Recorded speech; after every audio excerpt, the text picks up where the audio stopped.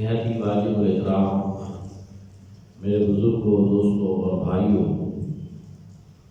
آج 13 رجب جمعہ المبارک کا دن ہے اور آج امام ولایت، امام المشارق والمغارب، حل المشکلات فی النوائب، دافع المعضلات والمصائب، اخی الرسول، زوج بطول، مولا مرتضیٰ حضرت مولا علی شیر خدا کرم اللہ وجہہ، آپ کا یوم ولادت ہے اور آپ میں ہم سب خوش نصیب ہیں کہ اس بابرکت اور مقدس جشن ولادت مولا کائنات کے موقع پہ ہم آپ کی خدمت میں ہدیہ محبت پیش کر رہے ہیں۔ دعا ہے کہ اللہ کریم ہماری حاضری قبول فرمائے۔ حضرات ذوالفقار، آج ہم جس ہستی پاک کا ذکر کر رہے ہیں اور اس ذکر سے اپنی زبانوں کو معطر کر رہے ہیں، یہ وہ ہستی پاک ہیں جن کا ذکر حضور علیہ السلام نے ارشاد فرمایا کہ ذکر علی عبادہ، کہ حضرت مولا علی شیر خدا کا ذکر بھی عبادت ہے۔ ایک جگہ ارشاد فرمایا حب علی عبادہ، حضرت مولا علی کرم اللہ وجہ، آپ کی محبت بھی عبادت ہے۔ ایک جگہ میں ارشاد فرمایا النظر الی وجہ علی عبادہ، مولا علی کے چہرے کو دیکھنا یہ بھی عبادت ہے۔ ذکر بھی عبادت ہے، محبت بھی عبادت ہے، چہرے کا دیدار کرنا یہ بھی عبادت ہے۔ کیوں؟ اس لیے کہ یہ ہستی اللہ پاک کو بھی محبوب ہے اور اللہ پاک کے محبوب کو بھی محبوب ہے۔ حضور نبی کریم صلی اللہ علیہ وآلہ وسلم نے ارشاد فرمایا اساس الاسلام حبی و حب اہل بیتی، فرمایا دین کی بنیاد میری محبت ہے اور میرے اہل بیت کی محبت ہے۔ اسلام کی بنیاد، ایمان کی بنیاد حضور علیہ السلام کی محبت۔ قرآن مجید فرقان حمید میں رب تعالیٰ نے ارشاد فرمایا قل ان کنتم تحبون اللہ فاتبعونی یحببکم اللہ، کہ اے لوگو اگر تم اللہ سے محبت کے دعوے دار ہو تو پہلے میری اتباع کرو۔ یہ اللہ رب العزت نے حضور علیہ السلام کی زبان حق ترجمان سے یہ کلمات کروائے کہ اے محبوب آپ فرما دیجئے کہ اگر تم اللہ سے محبت کے دعوے دار ہو فاتبعونی، بس میری اتباع کرو، یحببکم اللہ، اللہ تمہیں اپنا محبوب رکھ دے۔ اور حدیث جو حضرت انس بن مالک سے ہے اور حدیث متواترہ، حضور نبی کریم صلی اللہ علیہ وآلہ وسلم نے ارشاد فرمایا لا یؤمن احدکم حتی اکون احب الیہ من والدہ ووالدہ والناس اجمعین، فرمایا تم میں سے کوئی شخص اس وقت تک ایمان والا نہیں ہو سکتا جب تک کہ میں اس کے والدین، اس کی اولاد، یہاں تک کہ تمام لوگوں سے زیادہ اس کو عزیز نہ ہو جاؤں۔ ماں باپ، اولاد، سب سے زیادہ حضور علیہ السلام کی محبت جو ہے وہ ضروری ہے۔ نبی صلی اللہ علیہ وآلہ وسلم کی محبت یہ ایمان کی بنیاد ہے، ایمان کی اساس ہے اور ایمان کی جڑ۔ فرمایا جب تک کہ میں تم کو سب لوگوں سے زیادہ عزیز نہ ہو جاؤں، والدین، اولاد، تو تم میں سے کوئی شخص اس وقت تک کامل ایمان والا نہیں ہو سکتا۔ محمد صلی اللہ علیہ وآلہ وسلم کی محبت دین حق کی شرط اول ہے، اسی میں ہو اگر خامی تو سب کچھ ناب کا عمل ہے۔ انسان جتنی نمازیں پڑھ لے، روزے رکھ لے، عبادات کر لے، لیکن اگر دل میں حضور صلی اللہ علیہ وسلم کا عشق نہیں، پیار نہیں، تو یہ ساری چیزیں رائگاں چلی جائیں گی۔ حضور صلی اللہ علیہ وسلم کی محبت یہ ایمان کی اولین شرط ہے۔ اور پھر حضور صلی اللہ علیہ وسلم نے کیا ارشاد فرمایا؟ اساس الاسلام حبی، اسلام کی بنیاد میری محبت ہے، وحب اہل بیتی، اور میرے اہل بیت کی محبت ہے۔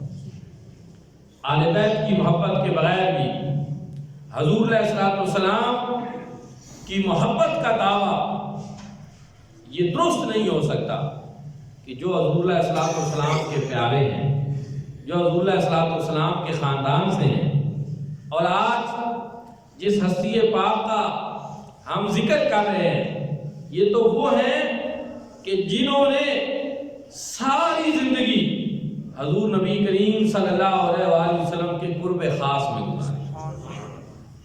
میری مراد امام الاشجعین، امام ولایت، امیر المومنین حضرت سیدنا مولا علی کرم اللہ وجہ۔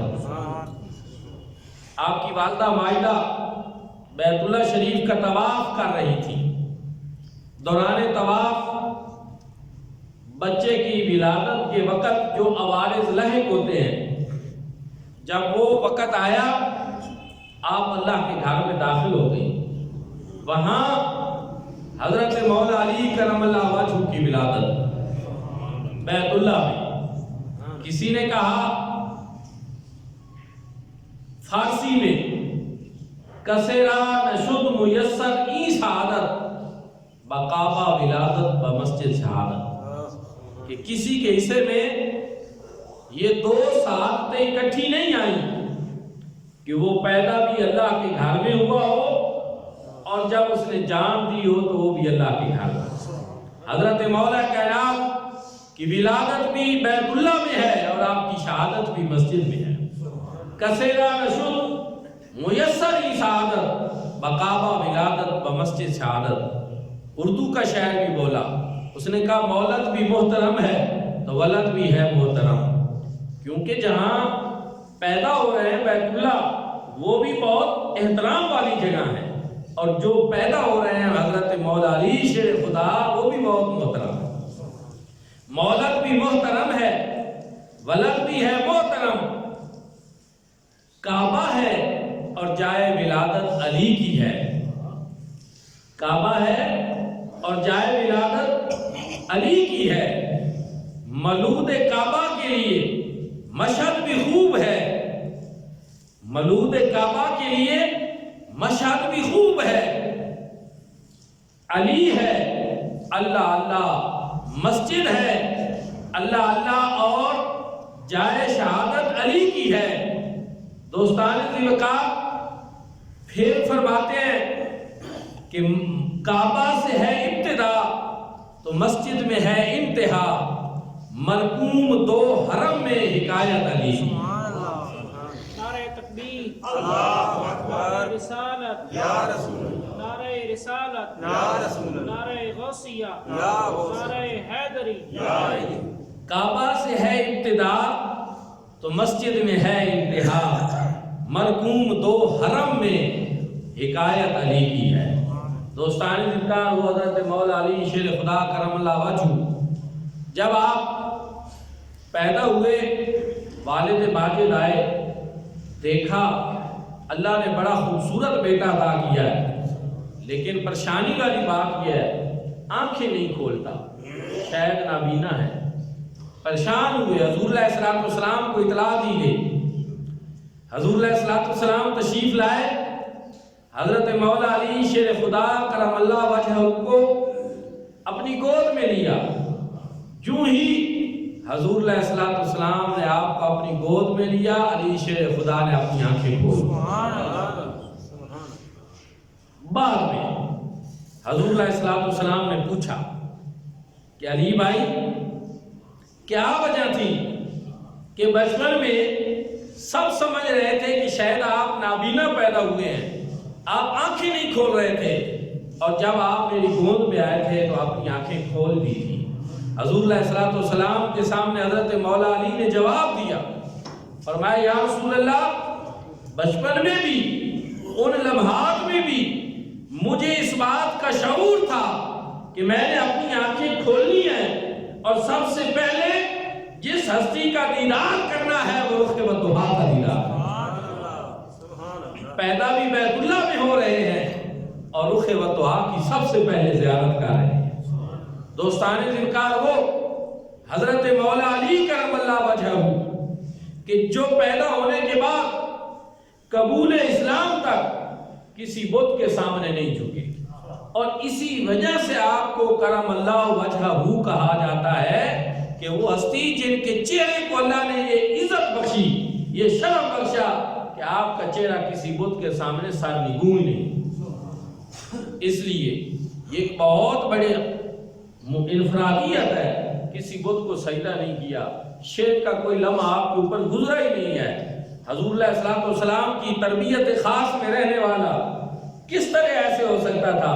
اور پھر جب حضور علیہ الصلوۃ والسلام نے دعوت اسلام پیش کی تو بچوں میں سب سے پہلے جس ہستی نے قبول اسلام کیا وہ حضرت مولا علی کرم اللہ وجہہ، اور حضور علیہ الصلوۃ والسلام کے ساتھ جس نے سب سے پہلے نماز پڑھی وہ بھی حضرت مولا علی شریف اللہ۔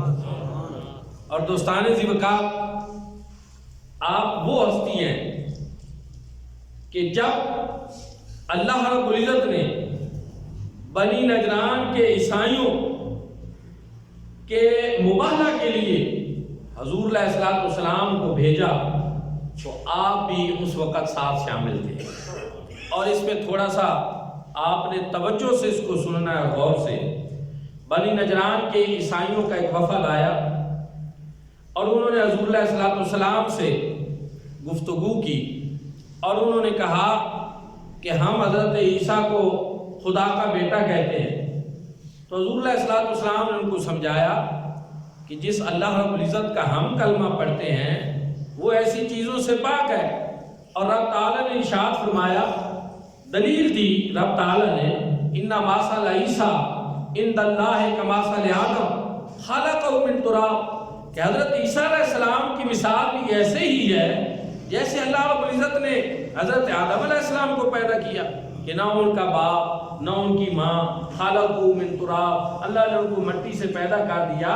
تو اگر اللہ رب العزت حضرت آدم علیہ السلام کو بغیر ماں اور باپ کے پیدا کرنے پر قادر ہے تو وہ رب اس بات پہ بھی قادر ہے کہ جناب عیسیٰ علیہ السلام کو بغیر باپ کے پیدا کر دے۔ اور جب کوئی بغیر ماں اور باپ کے پیدا ہونے کے حضرت آدم علیہ السلام کو نہ خدا کہتا ہے نہ خدا کا بیٹا کہتا ہے، تو پھر حضرت عیسیٰ علیہ السلام کو کیسے خدا یا خدا کا بیٹا کہا جا سکتا ہے؟ یہ اللہ رب العزت نے قرآن پاک میں ارشاد فرمایا۔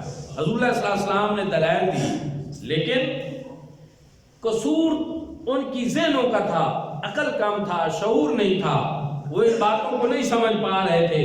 تو رب تعالیٰ نے فرمایا، محبوب اب ان سے دلائل کے ذریعے بات کرنے کی ضرورت نہیں، چونکہ یہ اتنی عقل ہی نہیں رکھتے، اتنا شعور نہیں رکھتے، آپ کی باتوں کو سمجھنے کی ان میں صلاحیت نہیں ہے، آپ تو سچ ہی فرما رہے ہیں، جو فرما رہے ہیں وہ درست ہے، ٹھیک ہے، اس لیے طریقہ کیا ہے؟ فرمایا فَقُلْ تَعَالَوْا، آپ فرمائیے، پس آپ فرمائیے، تَعَالَوْا آؤ، نَدْعُ أَبْنَاءَنَا وَأَبْنَاءَكُمْ، ہم بھی اپنے بیٹوں کو بلاتے ہیں، تم بھی اپنے بیٹوں کو بلاؤ، وَنِسَاءَنَا وَنِسَاءَكُمْ، ہم بھی اپنی عورتوں کو بلاتے ہیں، تم بھی اپنی عورتوں کو بلاؤ، وَأَنفُسَنَا وَأَنفُسَكُمْ، ہم بھی آ جاتے ہیں، تم بھی آ جاؤ، اور ثُمَّ نَبْتَهِلْ فَنَجْعَلْ لَعْنَةَ اللَّهِ عَلَى الْكَاذِبِينَ، پھر مبالغہ کرتے ہیں کہ جو جھوٹا ہو اس پر خدا کی لعنت۔ حضور علیہ السلام نے یہ فرمایا۔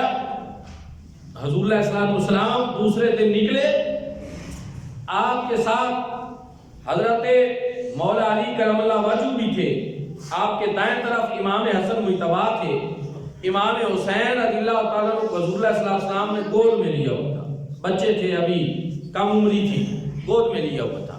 آپ کے پیچھے پیچھے سیدۃ النساء العالمین حضرت سیدہ فاطمہ رضی اللہ تعالیٰ عنہ تھی اور ان کے پیچھے پیچھے حضرت مولا علی شیر خدا تھے۔ اس طرح یہ نفوس قدسیہ رب تعالیٰ کے حکم پہ، رب تعالیٰ کی توحید کی دلیل کے طور پر میدان عمل میں جب آئے تو نجران کے عیسائیوں کے پادری نے کہا اپنے لوگوں سے، عیسائیوں سے، خبردار ان سے مبالغہ نہ کرنا، یہ جو چہرے میں دیکھ رہا ہوں اگر انہوں نے کہہ دیا تو یہ پہاڑ بھی اپنی جگہ چھوڑ دے اور تمہارے اوپر عذاب آ جائے گا، تم تباہ و برباد ہو جاؤ گے، اس لیے ان کا مقابلہ نہ کرنا، ان سے مبالغہ نہ کرنا۔ اور پھر انہوں نے مبالغہ کیا ہی نہیں، جزیہ دے کر انہوں نے پھر اپنی جان بخشی کروائی۔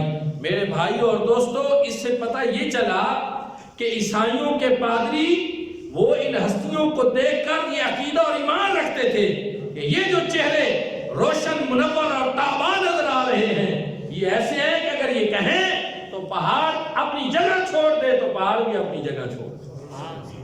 ان کو بھی یہ چیز نظر آئی۔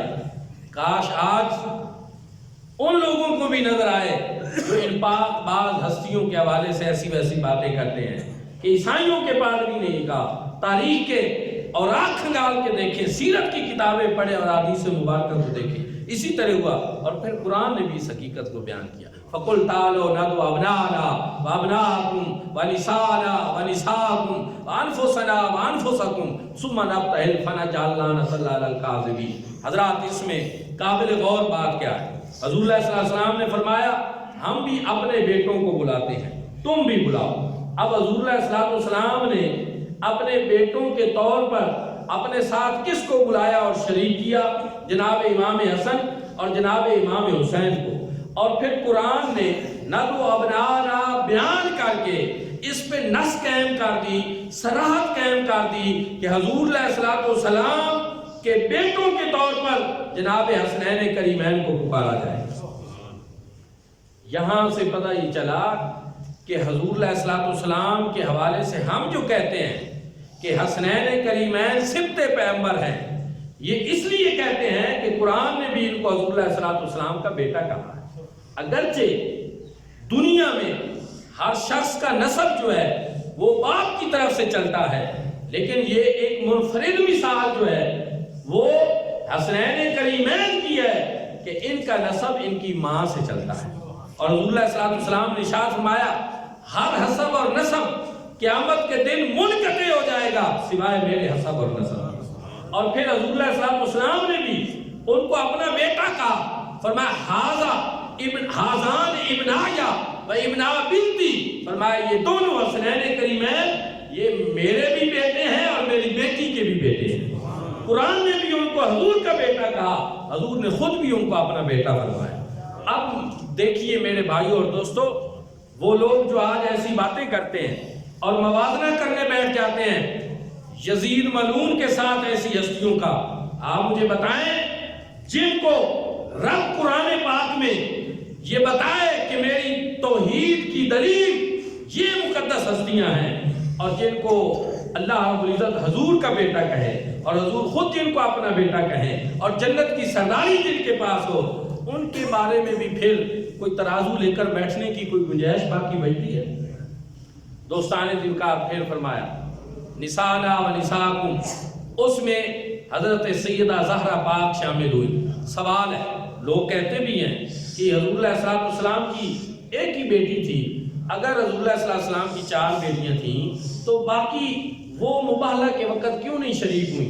تو سنیں، حضور نبی کریم صلی اللہ علیہ وآلہ وسلم کی 4 صاحبزادیاں تھیں، اور آپ کی سب سے بڑی صاحبزادی حضرت سیدہ زینب رضی اللہ تعالی عنہا، آپ کا سن وفات 8 ہجری ہے، 8 ہجری کو آپ کا وصال ہو۔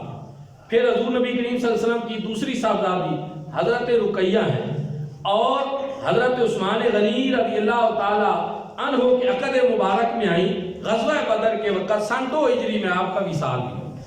اور پھر رسول اللہ صلی اللہ علیہ وسلم نے حضرت عثمان غنی رضی اللہ تعالی عنہ کو اپنی دوسری بیٹی، اپنی دوسری صاحبزادی ان کو ان کے عقد میں دی، تو اس وجہ سے آپ ذوالنورین بھی کہلائے کہ 2 نوروں والا، اور ان کا وصال سن 9 ہجری میں ہو گیا۔ اور یہ مبالغہ کا معاملہ جو ہے یہ سن 10 ہجری میں ہوا۔ آپ مجھے بتائیں کہ جو اس وقت وصال فرما چکی تھی، موجود ہی نہیں تھی، تو وہ کیسے شریک ہوتی؟ اور پھر اس بات کو کیسے دلیل بنایا جا سکتا ہے کہ چونکہ وہ مبالغہ میں نہیں تھی تو وہ حضور صلی اللہ علیہ وسلم کی صاحبزادی ہی نہیں ہے؟ میرے بھائیو اور دوستو، ان کا جب وصال ہی پہلے ہو چکا تھا اور حضور صلی اللہ علیہ وسلم کی بڑی صاحبزادی حضرت زینب، حضرت سیدہ خدیجہ الکبریٰ رضی اللہ تعالی عنہا سے جو تھیں، ان کی جب آگے شادی ہوئی تو ان سے ایک بیٹا پیدا ہوا، اور جب فتح مکہ ہوئی تو وہ عبداللہ ان کا نام تھا، حضور صلی اللہ علیہ وسلم کی سواری پہ حضور صلی اللہ علیہ وسلم کے پیچھے بیٹھا ہوا تھا۔ فتح مکہ کے وقت جب حضور صلی اللہ علیہ وسلم مکہ میں داخل ہوئے تو حضور کا وہ نواسہ حضور صلی اللہ علیہ وسلم کی سواری پہ پیچھے سوار تھا۔ پھر ہوا کیا کہ جلدی ان کا وصال ہو گیا، بلوغت سے پہنچنے سے پہلے وہ اللہ کو پیارے ہو گئے، اور پھر انہی میں سے ایک بیٹی پیدا ہوئی حضرت زینب سے، امامہ ان کا نام تھا۔ حضرت سیدہ زہرا پاک نے وصیت کی تھی کہ میرے وصال کے بعد حضرت امامہ جو ہیں، جو حضرت زینب کی صاحبزادی تھیں، حضور نبی کریم صلی اللہ علیہ وسلم کی نواسی، میری یہ وصیت ہے کہ آپ نے ان سے نکاح کرنا ہے۔ حضرت مولا علی کرم اللہ وجہہ نے سیدہ زہرا پاک کے وصال کے بعد حضرت امامہ سے حضور نبی کریم صلی اللہ علیہ وسلم کی نواسی سے نکاح بھی کیا فرمایا تھا اور شادی ہوئی تھی۔ تو یہ عجیب بات ہے کہ کسی کو ان چیزوں کا پتہ نہیں ہوتا ہمارے لوگوں کو، اور لوگ ایسے ہی بیٹھ کر باتیں کرنا شروع کر دیتے ہیں۔ تو الغرض جو ہے وہاں پہ سیدہ زہرا طیبہ طاہرہ آپ ساتھ تھی، اور حضور علیہ الصلوۃ والسلام تھے، حضرت مولا علی تھے۔ لیکن حضور نے کیا فرمایا، قرآن نے کیا کہا، وَأَنفُسَنَا، ہم آ جاتے ہیں۔ غور کریں میرے بھائیوں اور دوستو، حضور نے یہ نہیں فرمایا کہ میں آ جاتا ہوں، میرے ساتھ علی آ جاتے ہیں، یہ نہیں فرمایا، انفسنا، ہم بھی آ جاتے ہیں، وانفسکم، تم بھی آ جاؤ۔ لیکن اس ہم میں آپ نے کس کو اپنے ساتھ شامل کیا؟ انفسنا میں حضرت مولا علی کرم اللہ وجہہ کو۔ اور یاد رکھیں اس کائنات عالم میں یہ اتنی بڑی خصوصیت ہے جو کسی اور کو نصیب نہیں کہ وہ انفسنا فرما کر حضور علیہ الصلوۃ والسلام نے گویا یہ بتا دیا کہ میرا معاملہ مولا علی کے ساتھ کمال اتحاد کا ہے، ربط کامل ہے ہمارے درمیان، کہ ہمارا معاملہ تو یکسوئی کا ہے، دوئی کا ہے ہی نہیں، کیونکہ جہاں میں ہوں علی بھی وہاں ہے، اور جہاں علی ہے میں وہاں ہوں۔ وَأَنفُسَنَا وَأَنفُسَكُمْ، ہم بھی آ جاتے ہیں، تم بھی آ جاؤ۔ گویا علی اور میں اگر آ رہے ہیں تو پھر ہم اس ہم میں شامل ہیں۔ وَأَنفُسَنَا وَأَنفُسَكُمْ، حضرت اعلیٰ گولڑی پیر میر علی شاہ صاحب نے کمال کر دیا، فرمایا لحموں کا لحمی، جسموں کا جسمی، کوئی فرق نہیں مابین کیا۔ سبحان اللہ، نعرہ تکبیر، اللہ اکبر، نعرہ رسالت، یا رسول اللہ، نعرہ حیدری، یا علی، نعرہ غوثیہ، یا غوث، سیدی مرشدی، یا نبی، یا نبی۔ حب علی ہے، حب نبی، حب نبی ہے، حب علی، لحموں کا لحمی، جسموں کا جسمی، کوئی فرق نہیں مابین کیا۔ اور یہی وجہ حضور اللہ صلی اللہ علیہ وسلم نے فرمایا علی منی وانا من حسین۔ حضور نے حضرت امام حسین کے بارے میں یہ فرمایا تھا، حسین منی وانا من حسین۔ حضرت مولا علی کے بارے میں بھی فرمایا کہ علی منی وانا من ہو، علی مجھ سے ہے اور میں علی سے ہوں۔ تمام نے کہا یہ من ربط کامل کے لیے کہ مولا علی کرم اللہ وجہہ اور میرا معاملہ کمال اتحاد کا ہے۔ گویا جو مجھ سے محبت رکھے گا وہ میرے علی سے محبت رکھے گا، اور جو میرے علی سے نفرت اور بغض رکھے گا فرمایا وہ مجھ سے بغض رکھے گا۔ اور فرمایا اے علی تجھے مبارک ہو، تو وہ ہستی ہے جس کو اللہ نے معیار ایمان بنایا ہے کہ جو مومن ہوگا وہ تو اس سے محبت رکھے گا، اور جو منافق ہوگا وہ تو اس سے بغض رکھے گا۔ پھر حضور نبی کریم صلی اللہ علیہ وآلہ وسلم نے جب غدیر خون کے مقام پہ کسی کے دل میں حضرت مولا علی کرم اللہ وجہہ کے بارے میں کوئی بات آئی اور انہوں نے اپنے کچھ دوستوں سے کہہ بھی دی، حضور صلی اللہ علیہ وسلم کو پتہ چلا کہ آج حضرت مولا علی کے بارے میں کوئی ایسی بات ہوئی ہے۔ حضور صلی اللہ علیہ وسلم نے نماز ظہر پڑھائی، ظہر پڑھانے کے بعد آپ نے وہاں 1,24,000 صحابہ اکرام کا اجتماع تھا۔ حضور صلی اللہ علیہ وسلم نے بلایا علی کدھر ہے؟ علی آئے، حضور صلی اللہ علیہ وسلم نے ان کا ہاتھ پکڑا، ہاتھ پکڑ کے اس طرح ان کے ہاتھ کو بلند کیا اور صحابہ اکرام سے سوال کیا، فرمایا بتاؤ کہ کیا میں تمہاری جانوں کے قریب ہوں کہ نہیں؟ الیس النبی اولی بالمؤمنین من انفسہم، تو انہوں نے کیا کہا، یا رسول اللہ کیوں نہیں، آپ ہر مومن کی جان سے زیادہ قریب ہیں، ہر مومن کی جان سے بھی زیادہ اس پہ حق رکھتے ہیں۔ تو پھر آپ نے ارشاد فرمایا سنو، من کنت مولا ہو فعلی مولا ہو، جس کا میں مولا ہوں اس کے علی مولا۔